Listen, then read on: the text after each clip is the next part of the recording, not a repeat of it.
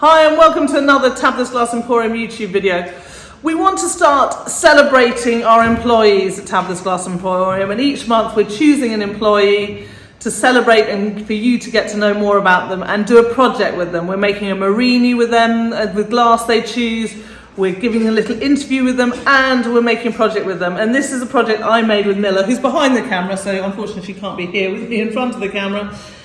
And we made this little project together, and today we're going to show you how we made this.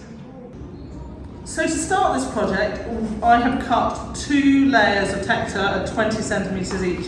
And I want to, we were talking, this is a collaborative project, as I keep having to remember. I'm maybe not so good at collaborating, it's a good lesson. But we were talking and decided to put a layer of powders in between the 2 layers of glass. So first of all, I'm going to put our masks on and we're going to put some powder down. So I'm putting some various different greens down. This is a spring, this is spring green transparent.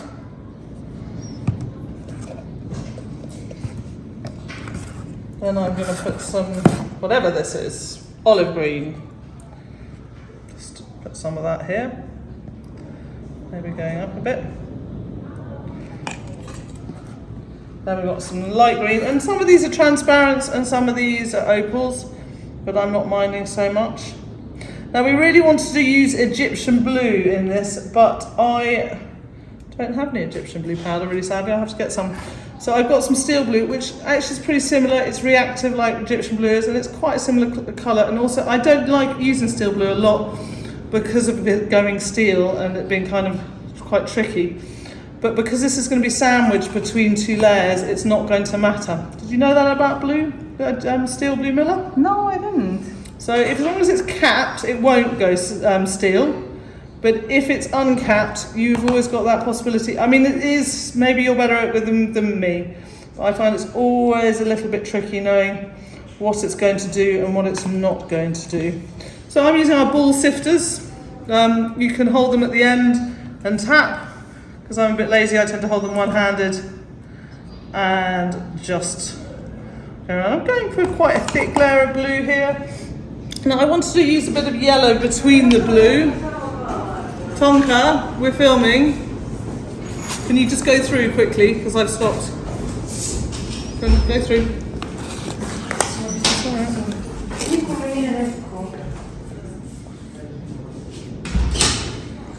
Because I quite like a little bit of reaction, I'm using, with the steel blue, some sunflower yellow. And I'm taking that kind of along the edge of the line between the blue and the green. That's sort of interesting. I'm going to take a bit more light green and fade it up into the yellow. I want to build up layers of colour which will then sort of show through, and I'll show you what I mean by showing through in a minute. This is forest. Again, I'm going to put a bit more here.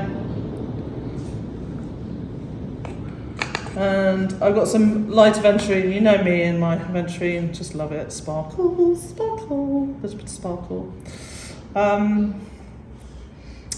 So yeah, that's just sort of mottling it. Now, we thought it would be nice to kind of try and bring some extra texture in this. And Mila had the idea of using a water pipette. She loves it. In the project with the moon, where we had a moon and we used a water pipette to displace water. And it kind of creates quite interesting texture. So I'm just going to hand over the pipette to Mila, and she's going to do some water splotches. No pressure. Get it right. There's no right or wrong in this. This is just, you know, I think it creates a really interesting texture.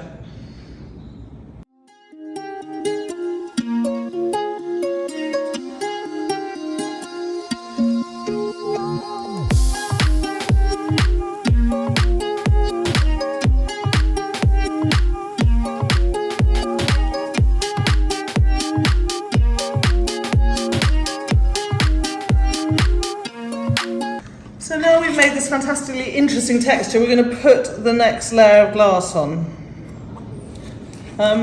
So now I want to add some stringers. Now Mila, I think we were thinking about kind of stringers kind of almost growing out from the side, is that right? A little bit diagonally. So, I mean, the great thing about our stringers is that one side is like a light green, and the other side is a venturine or a darker green, depending on where it is in the pool.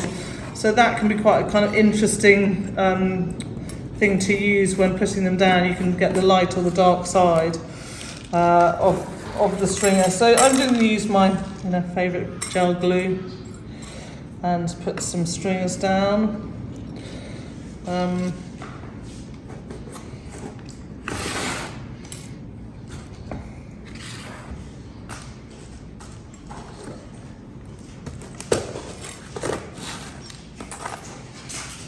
Some other more kind of scrappy ones here, which are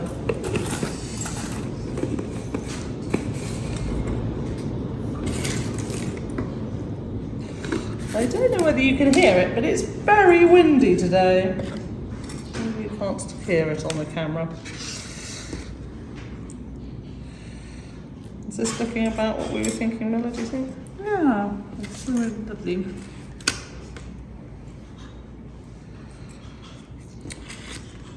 So I might just one more.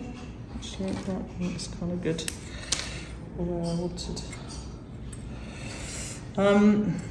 What we might do. Let's go like that. So now we've got our Murrine. Now these are the Murrine Mila chose. We've got these, which are the basic Excel we have. It's the kind of, and they're very sparkly when they're fired, particularly on full hue. So I'm going to ask Mila to choose some of those and kind of put them on the piece.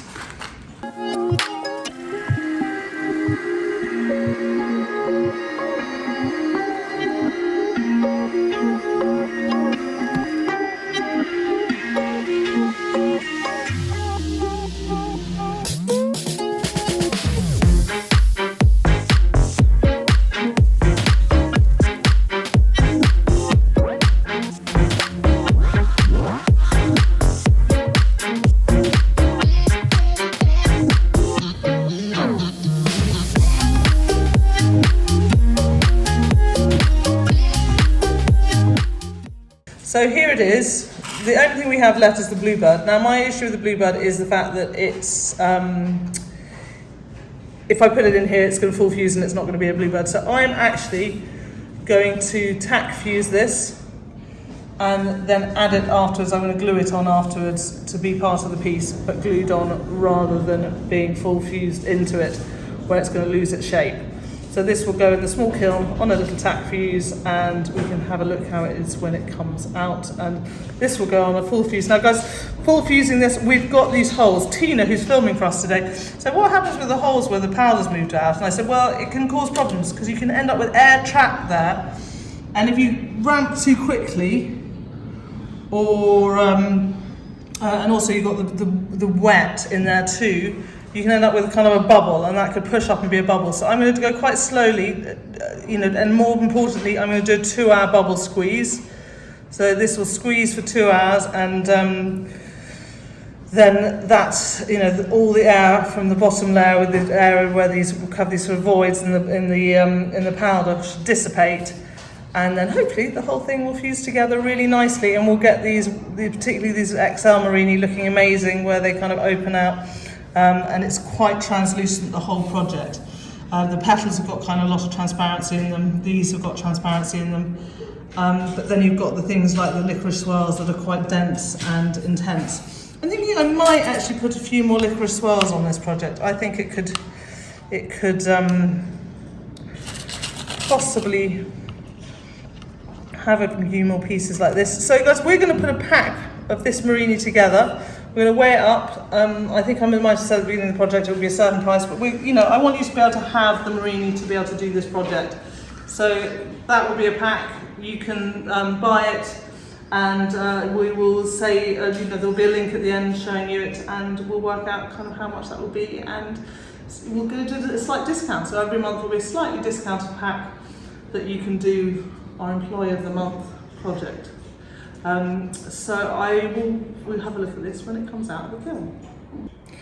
So here it is out of the kiln. I glued the bluebirds on. Now, you could easily put it back in the kiln and tack fuse them on. The reason I glued them on is because it saves one firing, and sometimes that can be a really kind of easy way to solve something, is to glue, to glue them on to save you a firing. The bluebirds I can fit in one of my smaller kilns or in a microwave kiln to just fire polish those up. They can go on there and I'm saving on a firing, and I think they still look great and awesome, and it adds that tiny little bit of texture to this piece. I love this piece, it's got such great depth. These really kind of see into them, you've got the sparkle that Mila talked about. Excuse me. So I think this has worked really well, and it really showcases fantastic Murrine that Mila loves. Are you pleased with it, Mila? She's behind the camera. Yes, I am. So we're so pleased. We hope you'd like this, and we can't wait to see what you do with this idea. And until next time, remember, nearly forgot, you can get all these products at tabithasglassemporium.com. And until next time, happy fusing.